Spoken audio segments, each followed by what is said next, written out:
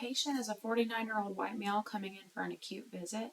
He's English speaking and presents to the clinic alone. Patient is insured with Cabrini Insurance, which is Blue Cross Blue Shield of Texas. Chief complaint is, quote, "My ears have been bothering me for the last few days," end quote. HPI. Patient reports bilateral inner ear pain for the last 2 days, rated 2 out of 10. Reports a history of fungal infections to his ears. Denies any trauma to ears. Denies any associated viral processes. Reports that his ears are itching with some slight ear popping. Reports that he has noticed some clear drainage on his pillow when he sleeps on his side. Medical history includes hypertension, type 2 diabetes, gout, diabetic neuropathy, and hyperlipidemia. Patient has no known allergies. Surgical history includes carpal tunnel surgery, left heart cath, and a laparoscopic cholecystectomy. Medications include allopurinol 300 milligram, atorvastatin 20 milligrams, clonidine hydrochloride 0.1 milligram twice a day, PO as needed, colchicine 0.6 milligram tab, 1 tab every day, Flonase 50 micrograms, 1 spray every day by intranasal route, gabapentin 600 milligrams, 1 tab 3 times a day, hydroxyzine hydrochloride 25 milligram, 1 tab 3 times a day, methocarbamol 750 milligram, 1 tab 3 times a day, and valsartan 160 milligram, 1 time a day. Family history includes maternal grandfather had type 2 diabetes, maternal grandmother also had type 2 diabetes, and his maternal aunt has type 2 diabetes. His mother, that he knows of, has coronary atherosclerosis. Social history. Patient is married and works as a security guard for Cabrini Hospital, which is a credible employer with excellent benefits. He reports a low-stress work environment most of the time. Currently lives with his wife and daughter in Alexandria. Patient has no history of tobacco, drugs, or alcohol use. Still hangs out with a few longtime friends on the weekends. Does not attend church regularly, but reports that his wife goes more than he does. Reports mostly sedentary lifestyle, but has a desire to lose weight and would like to improve on his nutrition and exercise regimen. Review of systems. General appearance. Denies fever, malaise, chills, weakness. Head and neck. Denies neck pain or recent strain, normocephalic. Eyes. Denies blurred vision, photophobia, pain, irritation, infections, floaters. Wears glasses for near and far vision. Ears. Denies tinnitus, hearing loss, swelling. Admits ear popping, itching, small amounts of clear drainage after lying on side, and mild pain, and a feeling of fullness.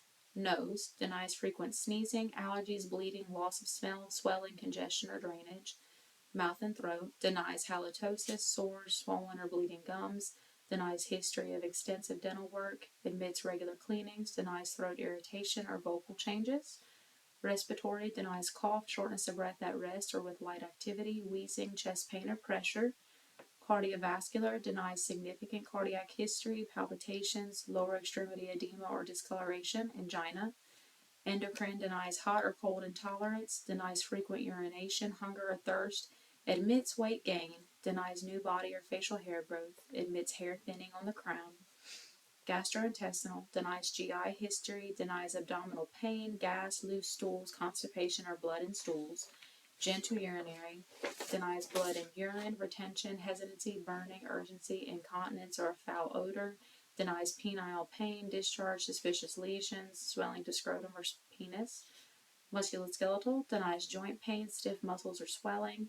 Admits mild neuropathy to bilateral lower extremities. Integumentary. Denies skin dryness, lacerations, abrasions, or bruising. Denies any non-healing wounds. Mental health. Denies anxiety, suicidal/homicidal ideations, previous or current suicide attempts, hearing voices, hallucinations, paranoid thoughts, mania, depression. Denies trouble concentrating, brain fog, nightmares, or altered sleep patterns. Physical exam. Vital signs. Blood pressure 128/93. Temperature 97.6. Respiratory rate of 18. Heart rate of 78. O2 and 98% on room air. Height is 6 feet. Weight is 280 with a BMI of 38. General. The patient is sitting comfortably on the exam table. He's overweight. No acute signs of distress. Normal communication without use of aids or difficulty. Head and face. Face is symmetrical, bilateral. No lesions, cuts, bruises, scars, birthmarks present. Non-tender sinuses. No erythema, drainage noted in nasal passageway. Eyes symmetrical bilaterally as well. Glasses present. Eyes, perla, conjunctiva pink, moist, clear, drainage noted. Extraocular movements intact. Ears, right and left external ears non-tender, no swelling or erythema noted. No deformity noted. Right external auditory canal, no obstruction, discharge. There is erythema and white flaking noted. Left external auditory canal, erythema, white flaking, drainage noted. Right tympanic membrane, loss of landmarks, difficult to visualize due to swelling. Left tympanic membrane is bulging. Mouth, lips, gums pink, moist, teeth intact, no broken teeth or signs of infection. Palate is normal, or normal hard palate and soft palate noted. Tongue, no lesions, edema well hydrated. Tonsils, no lesions or edema, pink and moist. Tonsils, normal tonsils with no lesions.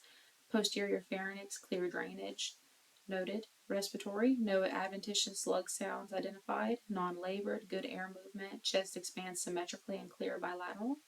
Cardiovascular, no murmur, rubs, or gallops. S1 and S2 noted. Capillary refill 3+. Labs, no laboratory data obtained. Differentials include acute otitis media. ICD is H65.00. Number 2 is acute otitis externa, H60.533. And number 3 is otomycosis, or infection of the external auditory canal by a fungal specimen, which would be B49 unspecified mycosis. Based on our findings, we came with a diagnosis of otomycosis, which is acute otitis externa involving a fungal agent. We used ICD B49, which is unspecified mycosis.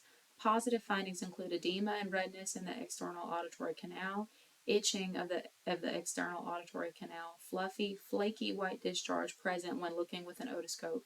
Affects external ear but can also affect the middle ear according to Hollier. No fever or chills. Patient risk factors include diabetes, living in a hot, humid climate. Negative findings include the bulging tympanic membrane on the left ear, which is more commonly seen in otitis media than externa, according to the clinical guideline book by Hollier. Treatment and interventions. We prescribe clotrimazole 1% topical solution. Apply 2 to 3 drops 3 times a day to bilateral ears times 10 days. Dispense 1 10 ml bottle with 2 refills. It's a primary intervention. It's direct clinical practice and evidence-based research. ENT referral was sent due to reoccurring infections. Tertiary prevention, direct clinical practice, expert coaching and guidance. Instruct patient not to insert cotton in ears to absorb drainage. Can prolong infection or can cause fungal infections to return. Tertiary intervention, evidence-based research. No swimming or submerging head underwater while being treated. Tertiary prevention, expert coaching and guidance, and evidence-based research. Follow-up. Follow-up is not necessary, but would like to see you back in 1 month to ensure that ENT contacted him. Improvement should be seen in 48 to 72 hours. Instructed to return if you develop new symptoms like fever or chills or develop purulent drainage. Procedure code includes 99213, which is for an established patient lasting approximately 15 minutes. Thank you.